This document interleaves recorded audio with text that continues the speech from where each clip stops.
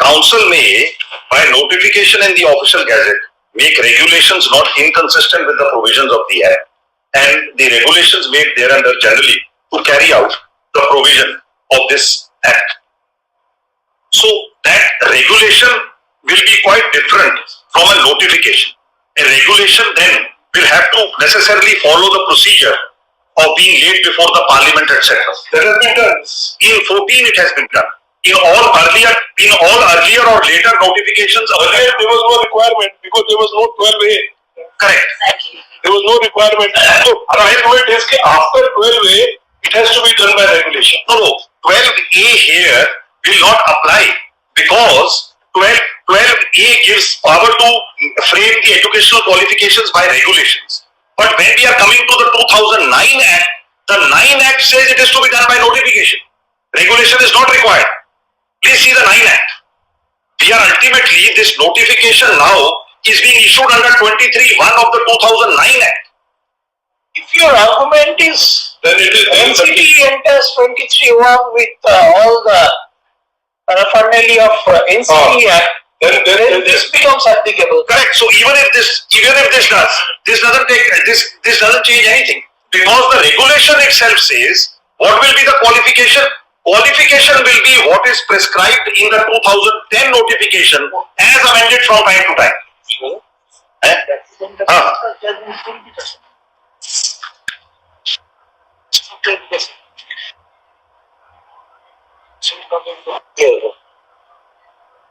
Change that by notification. Please read serial number 3 with me.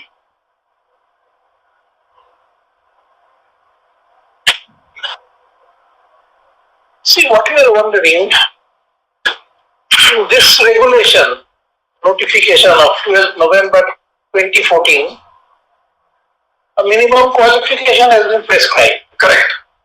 Now, in the event it is altered by a notification not following this channel, then the Potras judgment will become applicable against you. No, this regulation itself says what is to be done. Please read it. The regulation gives the power.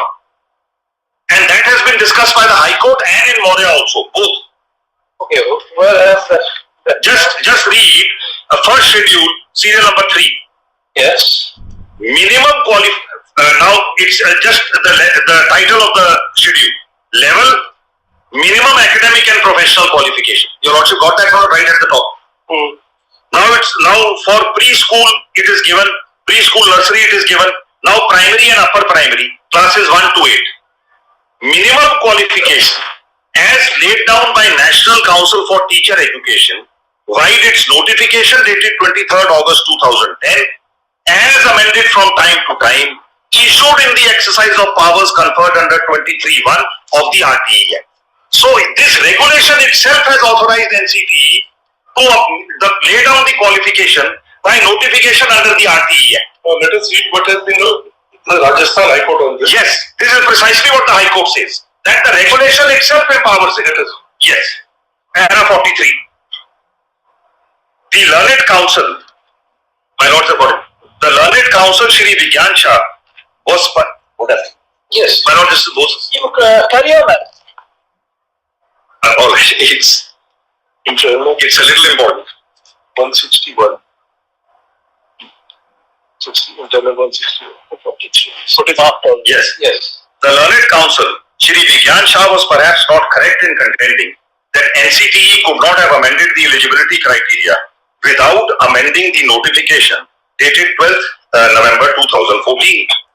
Under this notification, Clause 4 provides for qualification for recruitment as provided in the schedule.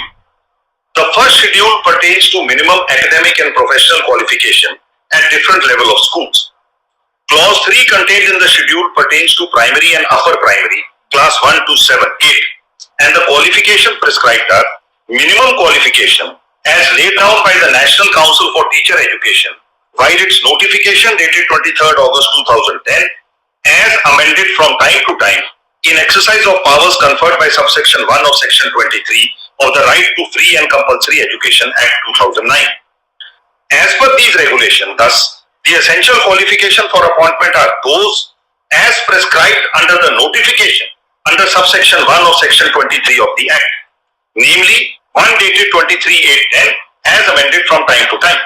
Thus, the moment the notification dated 23/8 is amended by NCTE in exercise of powers under subsection 1 of section 23, automatically such change gets reflected and embedded in the qualification prescribed in the first schedule of these regulations. Thereafter, there was no need to amend this notification. All challenges to the preliminary notification would automatically be all changes. It should be changes or maybe challenges to in the preliminary notification would automatically be recognized for the purpose of the said schedule. Now, this exact point was also raised in Ram Sharan Maurya. And in para 76 of Ram Sharan Maurya, just read that one para with me here. It says exactly the same.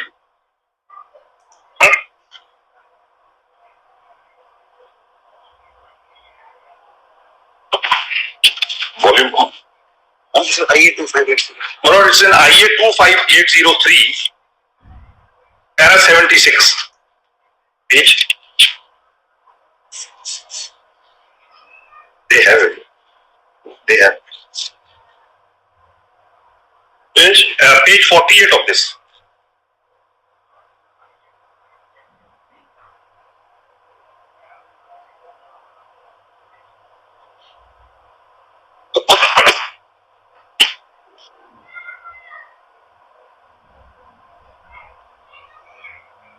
Para 76.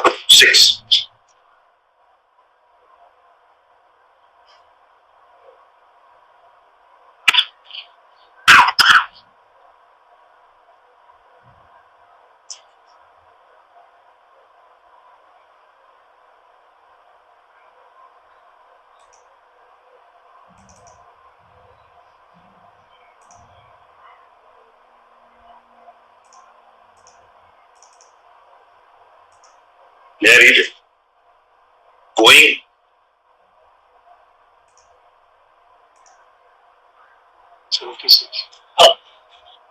Yes, yes.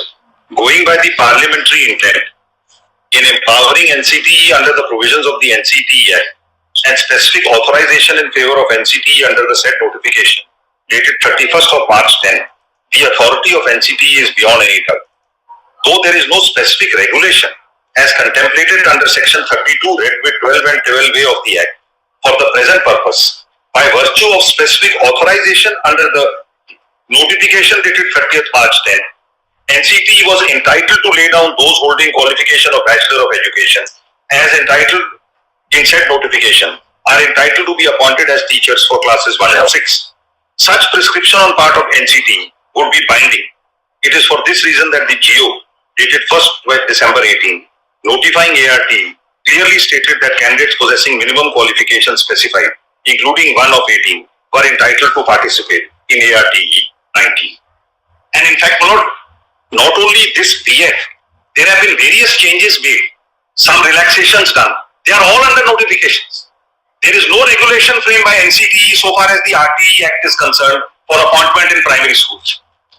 So therefore, even practice shows that this is how it is being done and this is what the regulations state. So my respectful submission on the first point is that in fact the power of the central government is very clear under section 29. The moment NCTE is appointed as the authority to lay down the qualification, its powers will have to be seen under the parent act constituting the NCTE. Section 29 is a provision which authorizes the central government to do so. But interestingly, when Mr. Sibal was criticizing the note of the minister, a query came from your lordships that he can do it. And then Mr. Sibal said, no, this is not a day-to-day matter. This affects thousands of students all over the country. He said millions. He said millions of students all over the country. So the moment it is accepted that this is not a day-to-day decision, affecting large number of students all over the country, then under 29, it becomes a matter of policy.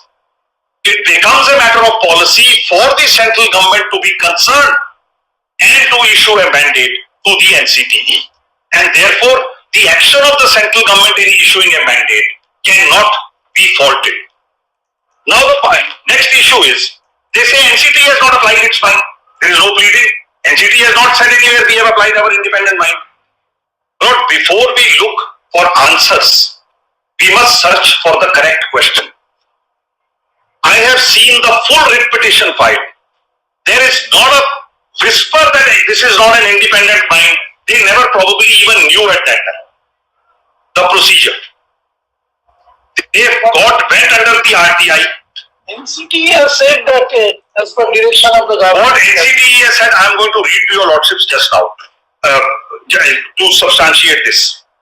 Now they have, now just see the judgment with me.